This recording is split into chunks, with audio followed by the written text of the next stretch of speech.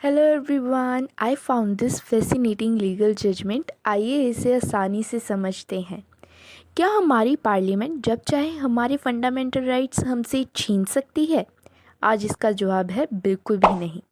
लेकिन 1951 में सिचुएशन ऐसी नहीं थी।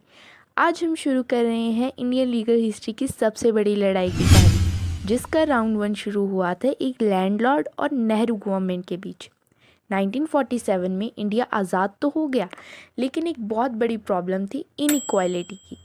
देश के कुछ अमीर ज़मींदारों के पास हज़ारों एकड़ की ज़मीन थी, जबकि लाखों किसानों के पास कुछ नहीं था। प्राइम मिनिस्टर जवाहरलाल नेहरू की गवर्नमेंट ने इसको ठीक करने के लिए लैंड रिफॉर्म लॉज बनाए, ताकि अमीरों से ज़मीन लेकर गरीबों में बांटी जा सके। लेकिन ट्विस्ट यहाँ पर आता है।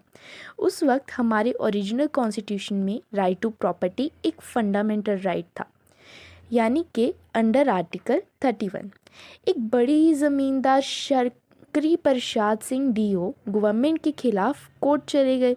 उनका आर्गुमेंट बड़ा सिंपल था, कॉन्स्टिट्यूशन मुझे ज़मीन रखने का फंडामेंटल राइट देता है, पार्लियामेंट उसे किसी लॉ से छीन नहीं सकती।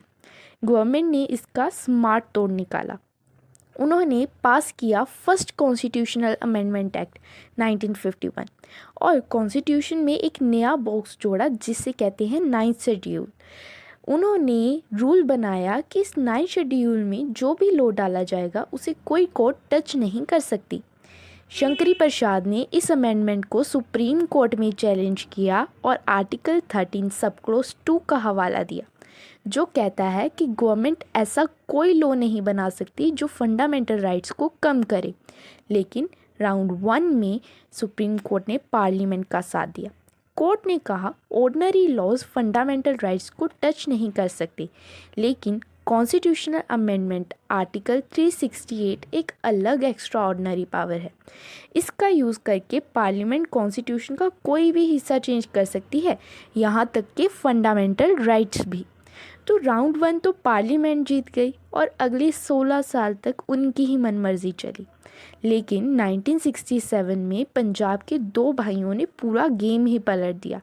कैसा बदला ये पूरा किस्सा, जानने के लिए चैनल को सब्सक्राइब करें और वीडियो को लाइक करें।